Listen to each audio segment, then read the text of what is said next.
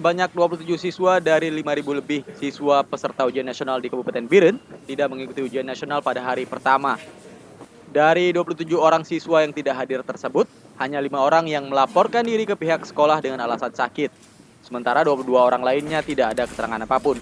Kepala Bidang Pembelajaran Dinas Pendidikan Biren, Zamzami, mengatakan peserta UN yang tidak hadir dan tidak ada keterangan apapun kebanyakan terdapat di sekolah-sekolah pinggiran.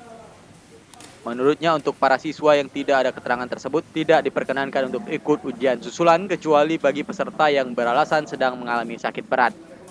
Sementara itu, ujian nasional hari pertama di Kabupaten Aceh Singkil berlangsung lancar. Di SMA 1 Singkil Utara sebanyak 124 siswa mengikuti ujian hari pertama. Siswa terbagi pada dua kelompok yaitu IPS sebanyak 55 siswa dan kelompok IPA sebanyak 69 pelajar. Meski demikian, para siswa mengaku sedikit grogi dan takut pada hari pertama ujian ini. Dari Biren dan Aceh Singkil, Muhammad MY, Muhammad Studi melaporkan untuk Aceh Video.